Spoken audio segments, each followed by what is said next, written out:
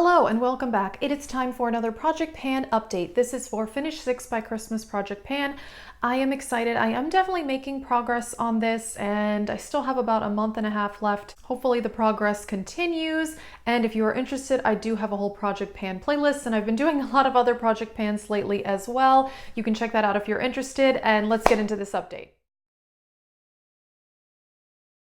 I already had this empty last time, but I'll just mention it again. It is this e.l.f. primer. This is the Hydrating Face Primer. I do like this, but I have tried better primers since then, so I'm happy I finished this up. I am definitely making progress on the Milani eyeshadow primer. However, it is just not one where I can really show you much. But the tube is less plump. I'm trying, I have to squeeze more out of it to get the product out.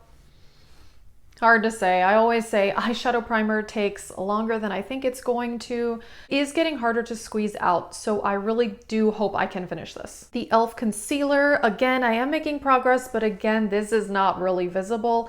But I am definitely having to scrape on the sides more, but I'm not at the point where I need to take the stopper out. I don't know if you can tell. It looks more empty inside. We shall see. I have not even decided if I will try to take this stopper out. I'll probably try, but we shall see. I do have it empty, and that is the e.l.f. foundation. This is the Flawless Finish Foundation, and I really like this one. My color is light ivory, and this matches me really, really well. I enjoy this one a lot.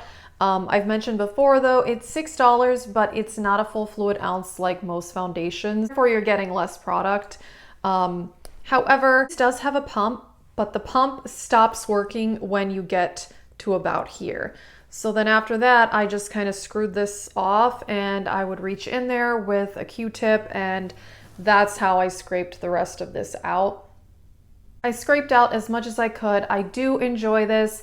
I don't know if I'll repurchase it anytime soon though, just because I do have other foundations that I like. And like I said, the price per ounce is not as good because it's not a full fluid ounce, but it is a really good foundation. And then onto the eyeshadow palette, the Soft Glam palette. My goal was to hit pan on 2 eyeshadows, and I have now done that. I already did have one pan, which is here. This was already there before I started this project, and at the last update, I had hit pan on that eyeshadow right there. And since that update, I hit pan on that color, which is Sultry. And the first one is Rose Pink. I love Rose Pink. That's one of my favorite eyeshadows of all time, I've discovered. It's so gorgeous and beautiful. Sultry is one of those where I like it. However, sometimes it looks darker than I would like it to. Yeah, Rose Pink is one of my favorite eyeshadows. Sultry is okay, not my favorite, but I still do love this palette. It's one of my favorites in my collection. I just love that you can do warm tone neutral looks, but also pink toned. I think that's a nice variety for a neutral palette, which we don't always see. They sometimes tend to be more monochromatic. I'm really happy to have finished another foundation, and I have the eye primer left and the concealer left. I think I could get these done by the end of the project, but I'm not 100% sure. I get kind of frustrated with products where I can't visibly see progress, but is what it is. That is it for this Project Pan update. I am pretty happy with my progress. Thank you so much for watching, and if you're interested, you can check out my Project Pan playlist, and have a great day.